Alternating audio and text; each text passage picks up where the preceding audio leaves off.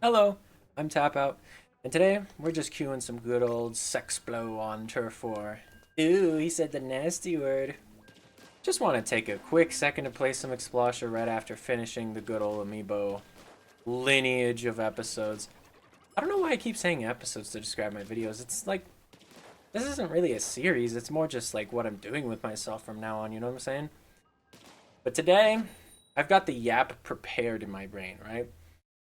I have been drawing a lot lately, for the purpose of hopefully eventually, honestly, I want to make a Mario fan game of my own. I have no clue what form it's going to take because right now it's a lot of concept and just some basic level design ideas. But something I've noticed is so important to building a setting of any kind is making sure that it's populated, right? I When it comes to settings, the first thing that comes to my mind is typically the sort of shape of the terrain, maybe an overarching idea. And I think that's because a lot of my favorite games have largely empty landscapes, like sparsely populated landscapes. Biggest inspiration for me artistically in terms of how I think of cool environments in video games and in my art is Kirby Superstar Ultra. That game has gorgeous pre-rendered backgrounds of just really weird abstract naturalist landscapes. Shit like mountains that are made of donut 3D shapes and stuff, you know? Just stuff like that. And, there's enemies on screen and all that. But it's not like you see a bunch of houses in the background or anything. It's not like any of that. I think separation between places that are lived and places that are natural is something I'm kind of drawn to, because then that creates an excuse for a sort of perfect in between where you have lived in spaces that are old but sparsely populated and very much like overtaken by the natural world. Say like a, I don't know, a suburban shopping center that has a bunch of algae in their puddles on the ground, and it's maybe a little bit dingy and rusty, but there's still people who have to go to it because it's just what's around, right? I think I'd really like to go on a trip with some friends to explore some rural places, not just here in the United States, but, maybe just around the world. Hell, that sounds like a good time in Mexico because I'm already adjusted to the desert. But I don't know. Just a thought is all. I can't help but notice just now, because it's been a while since I've played Lemuria and Turf War. This little area is really blocked off, huh?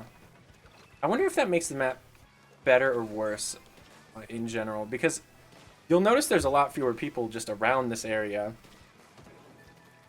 And honestly, what I find most obnoxious about Lemuria is always just that there's the possibility of somebody trying to take this fast route in any of the modes within objective.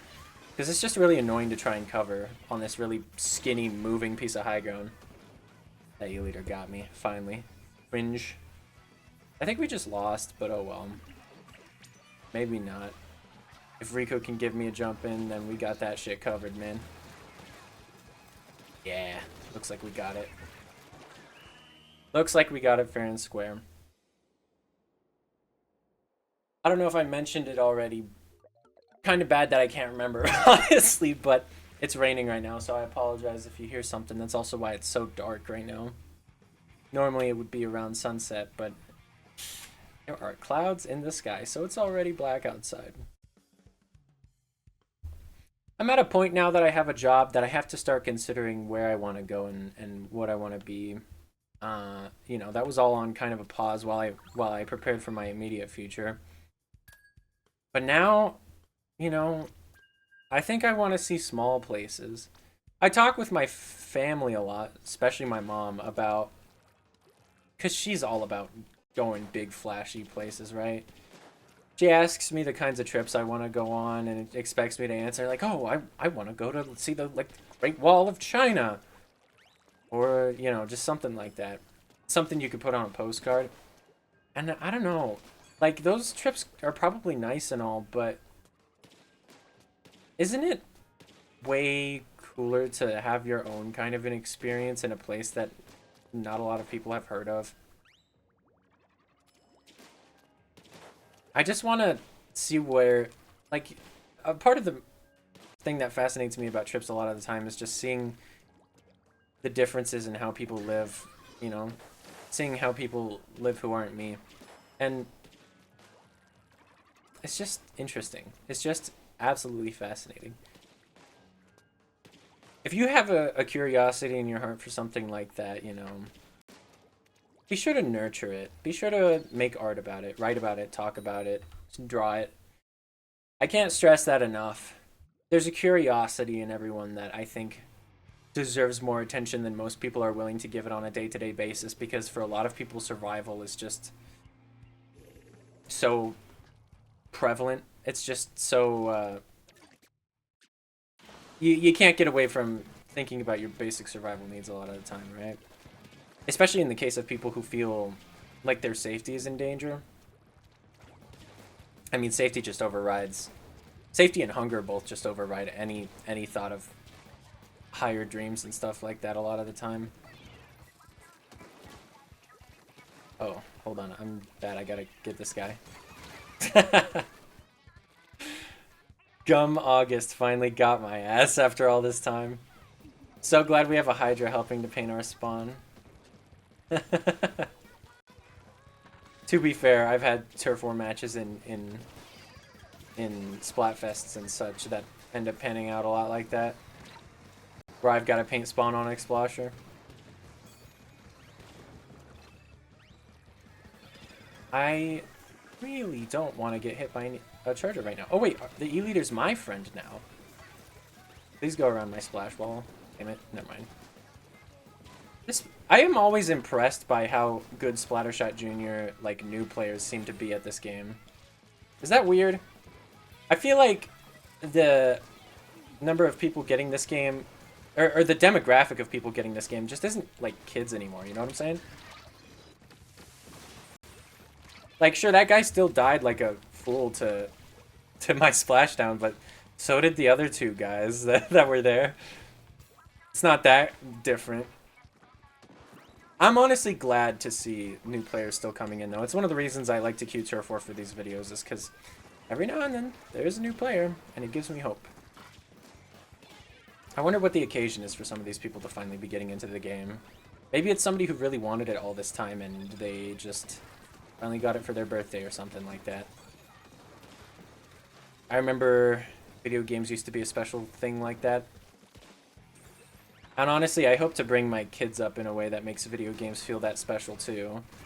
It's a little concerning to me that despite my, you know, my decent efforts, I won't glaze myself too hard, but like, I've tried to instill in my brothers that video games are they're like way younger than me, by the way, but like, I've tried to instill in them that video games are not just a plaything, right? That there's something that you should treasure and that they can mean something to you.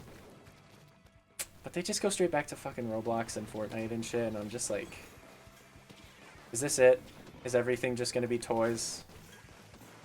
And it's not even like a dig on them or anything, it's just how a lot of people seem to begin treating anything, you know? Everything is a toy that's just kind of like meant to entertain you or sate you for a while and then you're done. It's not that deep, bro. Just get back to playing Splatoon. Yeah, I know what you're thinking. It's fine. Still, though, you know, maybe everything in your life should have a little more depth than it does.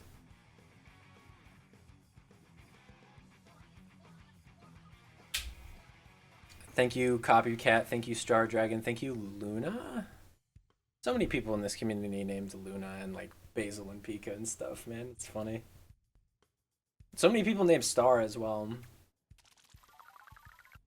I wonder when players waiting to join. I wonder who that could be. Oh, that's not who I was expecting. Hello, Organic Ink.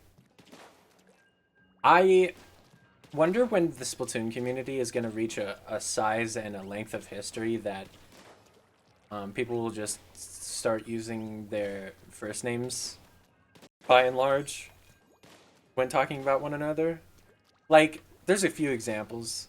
We got we got Pepe, we got Obito, but I'm talking like people of prominence, you know. I guess Jmoji's kinda something like that, but I wouldn't consider it. Organic on the other team, I just know he's gonna try and dick eat me without knowing that I just like don't give a fuck about winning right now, really. But it's fine.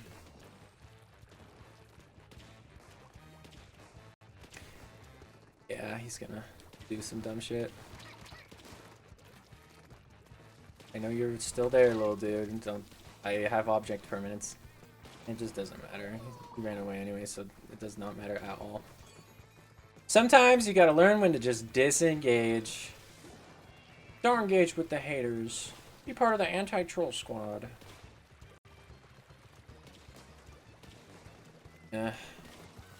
Unfortunately, because they have fill paint and we don't really, this is just not a real position I can fight from. He's bad. Lol. I should just dive into the Sea of Ink here. What could possibly go wrong? Okay, so nothing actually happened, and honestly, that's more concerning than anything. GG, lol.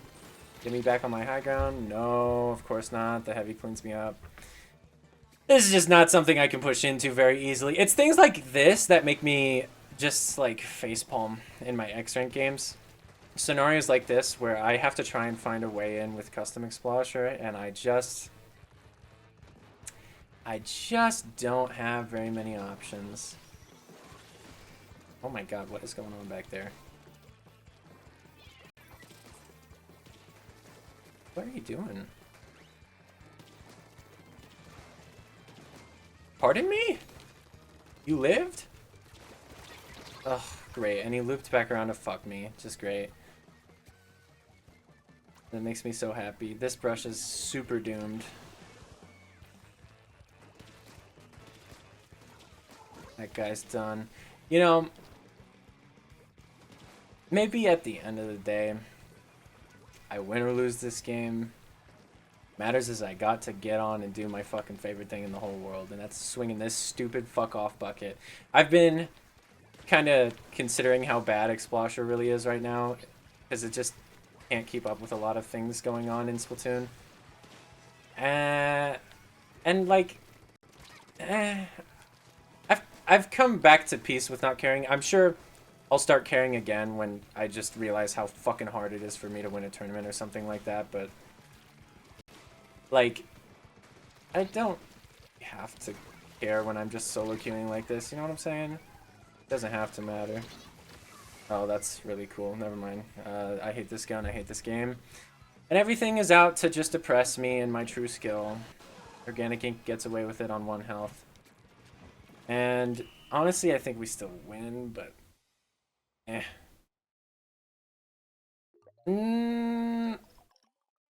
Yeah, the spawn paint made the difference. Shoutouts to my teammates. Overall splatter and enemy splatter. Honestly, that's all the validation I ever needed, other than what comes from in here. Maybe tomorrow I'll be in more of a chipper and less fake deep mood. But for now, that's all I've got for you. Think carefully about what you consider writing off in your own mind. I'll see you next time.